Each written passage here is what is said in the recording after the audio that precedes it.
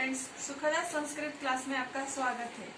आज हम कक्षा 8वीं के लिए एक जो पाठ है वो लाए हैं। आज के वीडियो में हम कक्षा 8वीं के लिए जो द्वितीय पाठ है सुभाषितानी वो लाए। सुभाषित मतलब श्रेष्ठ वचन, श्रेष्ठ विचार। सुभाषित का अर्थ होता है श्रेष्ठ विचार। अब हमारे जो संस्कृत भाषा में है श्लोक भी होते, तो वो श्लोक हमें आज देखना है। देखिए फर्स्ट श्लोक, पहले हम अर्थ देखते हैं। गुणज्ञेषु, गुणज्ञेषु मतलब गुणियों में। गुणा भवति, गुणज्ञेषु गुणा भवति ते निर्गुणम। निर्गुणम का अर्थ है जिसमें गुण ही नहीं होते हैं। गुणहीन व्यक्ति या जिसमें गुण नहीं है। प्राप्य भवन्ति दोषाः, प्राप्य भवन्ति दोषाः। प्राप्य का अर्थ होता है प्राप्त करना, दोष जिसमें दोष होता है। सुस्वादुतयाः, सुस्वादुतयाः, सुस्वादुतयाः का अर्थ है स्वादिष्ट जल, स्वादिष्ट जल। प्रभवन्ति नद्याः, समुद्रमासाद्य भवन्त्येव पेयाः। समुद्रम आसाद्य, समुद्रम आसाद्य, आसाद्य मतलब पहुंचकर। अपेयाः न पीने योग्य, न पीने योग्य। भवन्ति हो जाता है, भवन्ति हो जाता है। अब देखिए श्लोक का पूरा अर्थ पहले श्लोक देखें, बाद में अर्थ अन्वय देखेंगे। गुणा गुणेज्ञेषु गुणा भवन्ति ते निर्गुणं प्राप्य भवन्ति दोषाः। सुस्वादुतयाः प्रभवन्ति नद्याः, प्रभवन्ति निकल जाती है। समुद्रमासाद्य भवन्त्येव पेयाः। देखिए अब इसका अन्वय करने के बाद ही हमें पूरा अर्थ श्लोक का प्राप्त हो सकता है। गुणा गुणेज्ञेषु गुणा भवन्ति, फर्स्ट लाइन जैसे के तैसे आने वाली है। ते निर्गुणं प्राप्य, दोष पहले ले लिया, बाद में भवन्ति लेना है। दोषः भवन्ति। सुस्वाद्यतयोः, नद्यः पहले लिया, प्रभवन्ति क्योंकि नदी का जल जो है वो क्या हो जाता है, निकल जाता है, प्रभावित हो जाता है। प्रभवन्ति। परम समुद्रम आसाद्यम अपेयाः भवन्ति, समुद्रम आसाद्य अपेयाः भवन्ति। अन्वय क्यों करना है हमें? हर श्लोकों का अन्वय करना जरूरी होता है। क्यों करना है? तो हम जैसे अर्थ बनाते हैं हिंदी में, मराठी में, उस अर्थ के अनुसार हमें संस्कृत में भी शब्द आगे पीछे करने होते। देखिए यहाँ पर दोषः आया है पहले, और हमारे श्लोक में दोषः लास्ट वर्ड है। फिर भवन्ति, भवन्ति यहाँ पर लास्ट आया है, यहाँ पर भवन्ति पहले आया सेकेंड लाइन में। नद्याः थर्ड लाइन में, देखिए नद्यः यहाँ पर थर्ड लाइन में लास्ट में था, तो हमने यहाँ पे ले लिया। प्रभवन्ति लास्ट में ले लिया, और यहाँ पे प्रभवन्ति सेकेंड लास्ट वर्ड था। इसी तरह से हमें क्या करना होता है, हमें अन्वय करके फिर अर्थ बनाना पड़ता है श्लोकों का। अब यहाँ पे समुद्रम आसाद्य, यहाँ पे क्या क्या है, संधि विग्रह क्या है। समुद्रम म का जो आ आया है वो हमने संधि विग्रह में ले लिया है, इसलिए समुद्रम आसाद्य आ गया। ये आ की मात्रा जो है यहाँ पे, ये जो आ है वो आसाद्य, साध्य के साथ आ जुड़ गया। भवन्ति कर दिया बाद में, लास्ट में आने वाला वर्ड। और पेयः को यहाँ पे संधि में ले लिया, अपेयाः कर दिया। अब इसका अर्थ क्या होने वाला है, देखिए गुण जो होते हैं वो गुण व्यक्तियों के गुण में होते हैं।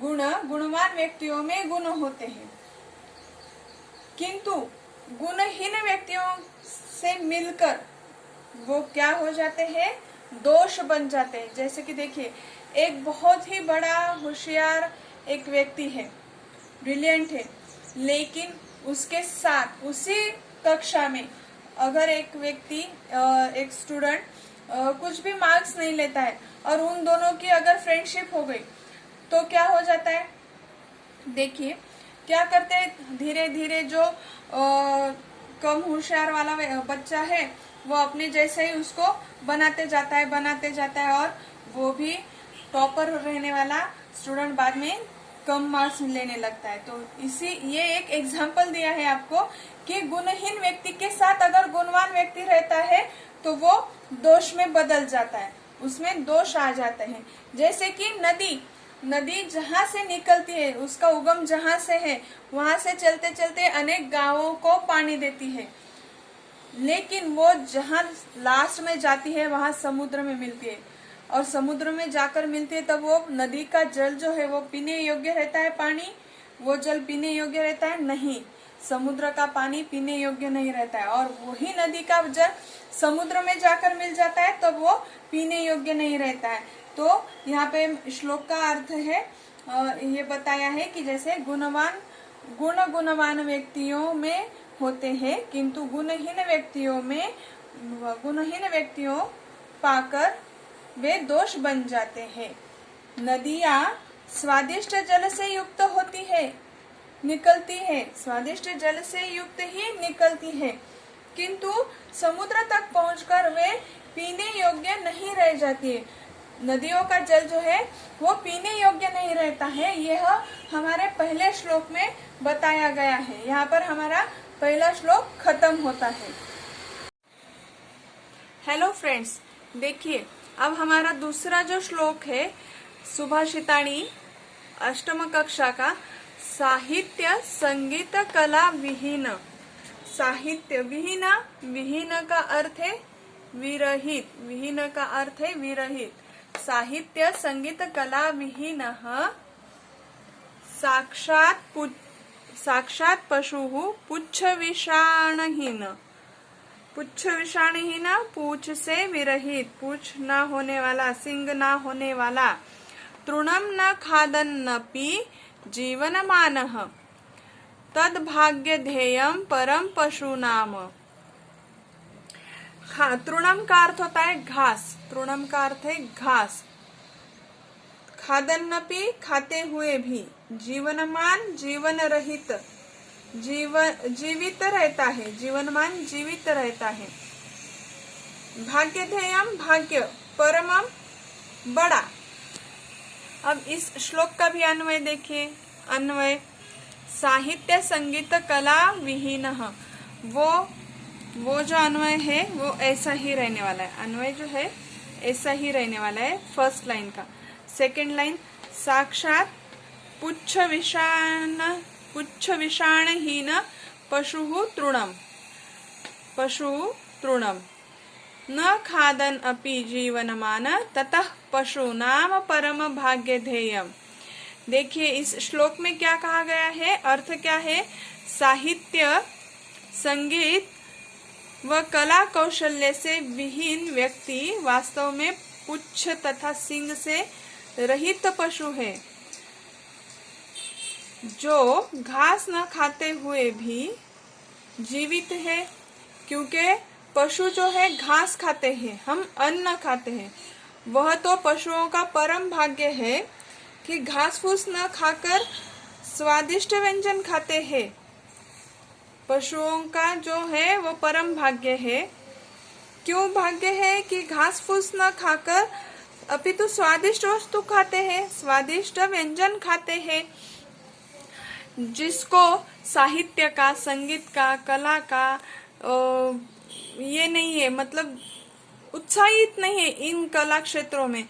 वो व्यक्ति कैसा है, पुच्छ तथा सिंग से रहित है। इन वस्तुओं की जो जिस व्यक्ति को आदत नहीं है, जो कभी संगीत नहीं सुनता है, जो कभी साहित्य नहीं पढ़ता है, साहित्य में कथा वांग्मय आते, कथा कादम्बरी, ये सारी चीजें, मतलब बुक्स जो नहीं पढ़ते हैं, हाँ, कला कौशल्य कुछ एक्टिविटी में पार्टिसिपेट नहीं करते, वो व्यक्ति कैसे है, पूछ तथा सिंग से रहित पशु है।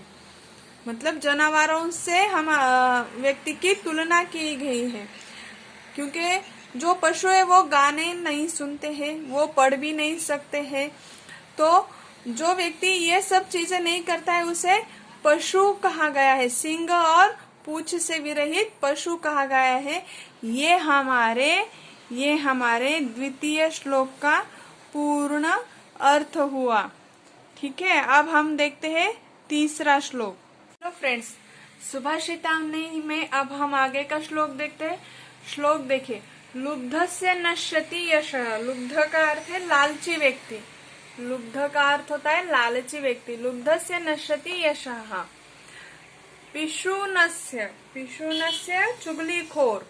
पिशूनस्य का अर्थ है चुगलीखोर। मैत्री नष्टक्रियस्य, मैत्री नष्टक्रियस्य। मित्रता नष्ट हो जाती है, जिसकी क्रिया नष्ट हो गई है उसकी मैत्री नष्ट हो जाती। कुलम अर्थ परस्य, कुलम अर्थ परस्य। इसका अर्थ है अर्थपरायण व्यक्ति का, मतलब धन को अधिक महत्व देने वाला। धर्मः विद्या फलम, विद्या फलम। व्यसनीनः, व्यसनीनः,